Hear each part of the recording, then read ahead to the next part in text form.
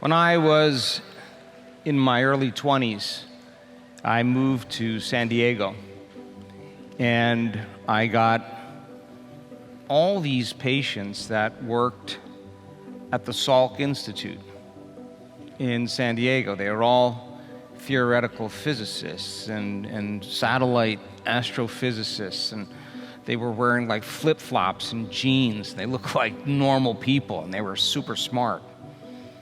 And I was fascinated because they would always give me all these books to read, like you would like this book, they'd say to me, and then I would read the book, and then I'd have to go talk to them.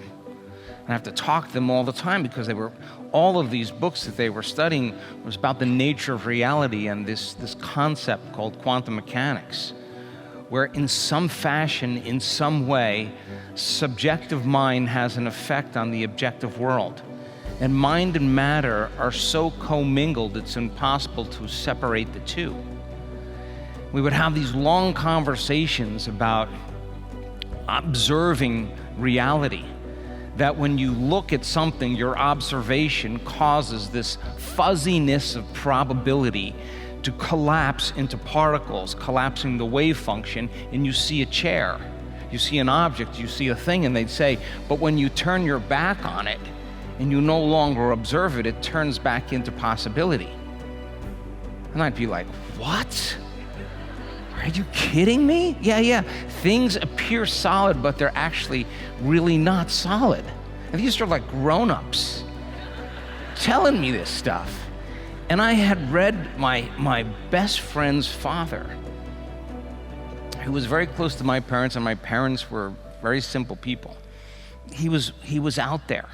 And when I left for school and moved to Atlanta before I moved to San Diego, he handed me that book by Paramahansa Yogananda, and that kind of threw me off. Because I wasn't raised anything, I didn't even know about anything like that. And I was thinking, maybe these guys, they knew quantum physics. Maybe that's what they were doing, like all of these miracles, all of these wonderful things that they were creating. Somehow they must have known the secret of quantum physics. And they would say, yeah, they actually did. They actually saw beyond the illusion, beyond the veil, and they were able to actually collapse outcomes based on their observation. And I would say, well, can you create real life events like collapsing lots of wave functions for an experience? And they'd be like, well, not really, because the observation only works for the very tiny, for subatomic particles, small events, and maybe the observer has no effect on the large events in our life. And I'd say, well, maybe we're just poor observers. Maybe if we're matter interacting with matter and we're at the same frequency, the same vibration, we should exert very little effects.